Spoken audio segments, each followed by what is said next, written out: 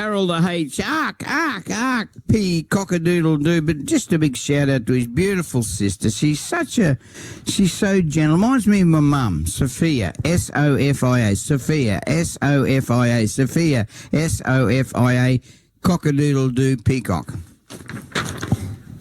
Yeah, Danny, Harold here. Now, this is Harold.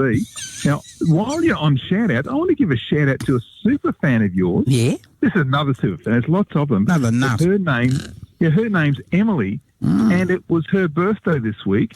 She's up from Ballarat and is really looking forward to meeting you one day. So shout out to Emily. Right. Emily, it's lovely that you listen to the program and you listen with Sophia, S-O-F-I-A, Peacock, and we're going to talk to Harold, H-A-R-O-L-D, Peacock. We're all going to jump in on that joke. And we're going to talk about 1905, a shocking case of mistaken identity in Ipswich, which led to an innocent death. It's over to you, Harold, for one of your great stories. Yeah, look, it was very tragic. In 1905, on a lovely family farm at Mount Walker, which, as you know, is 38 kilometres southwest of Ipswich in the scenic rim.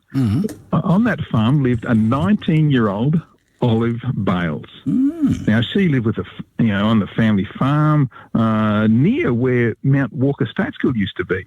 Now, Olive was the sixth of 12 siblings. Holy they all went to Mount Walker School.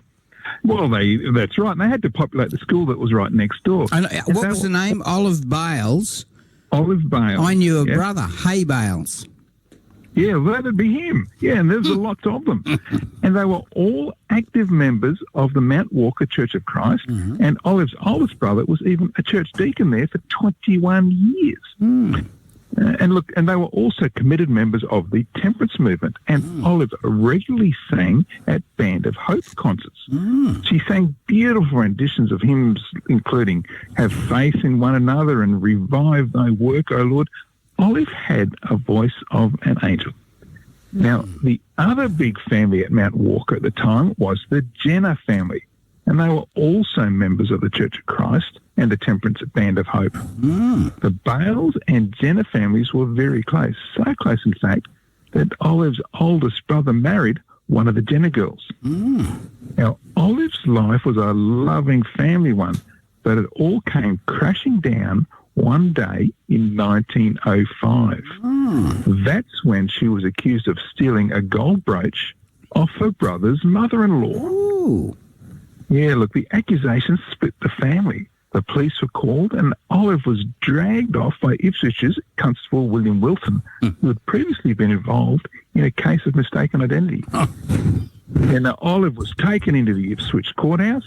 A prima facie case was proven, so Olive was remanded to Harrisville, where the main witnesses lived. She had to appear in court there. So for the next 2 weeks, Olive wouldn't have left the house. She wouldn't have been able to be seen due to the shame of the whole affair. She wouldn't have gone to church or sing at the temperance meetings. Now, finally, it was at the Harrisville Police Court on the 30th of June 1905, so it's 120 years ago last week, Olive faced court. Now, the proceedings that day were dominated by jewellery thefts that had seized the district. Now, appearing immediately before Olive was a Rose Geary. Now, she was charged with having stolen a gold bangle from the bedroom at the Railway Hotel in Harrisville. And just a month earlier, that same girl was sentenced to 3 months imprisonment for stealing jewellery at Bow Desert.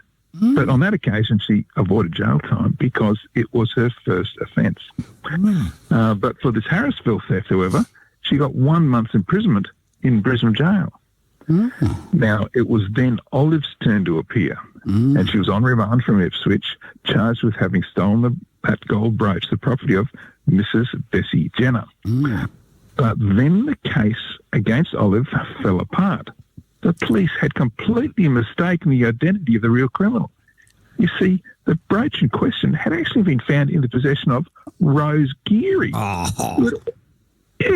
Yeah, the earlier accused, and she had already confessed to stealing it. So, of course, Olive's case was dismissed, and Rose Geary was convicted of stealing Mrs. Jenner's brooch and sentenced to 14 days imprisonment. But the sentence was to be concurrent. with the previous one, which was the strange part. You see, after all the suffering and humiliation that Olive was put through, the real thief received no extra punishment. And like Olive was accused, twice dragged into court, suffered more than 2 weeks of public humiliation and shame, and yet not a single day was added to the sentence of the person who really stole Mrs. Jenner's brooch. Now, Olive, it affected her. See, Olive never married. Her health suffered, and just 5 years later, she died at the Ipswich Hospital following an operation. And Olive's remains were taken by train to Rosewood to be buried in the Mount Walker Cemetery. As the coffin was being lowered, the scene was really touching because most of those assembled at the graveside were Olive's school friends from Mount Walker State School, and all of them still young girls themselves. And as a token of respect, the flag at that school was hoisted at half-mast, as was the custom back then. Now, Danny, this all began just 5 years earlier when Olive was falsely accused of stealing the gold brooch from her brother's mother-in-law. And the humiliation, she never recovered. This is just a sad story from the history of Ipswich. Another great story. Build it up with a crescendo.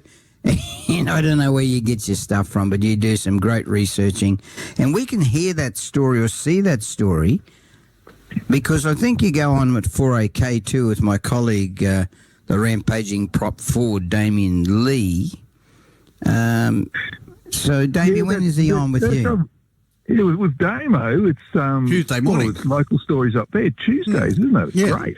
Yeah, don't give him too many raps. You're mine. It was my talent, and I've given it to but you're him. the greatest. That's the difference. Well, you're a funny man. Historyouthere.com, historyouthere.com, and your beautiful sister, the sweet, innocent, she's so gentle. That's what I love about her. Sophia, Sofia, and Emily, thanks for tuning your ears to West Bremer Radio. Over to you there, Damebo.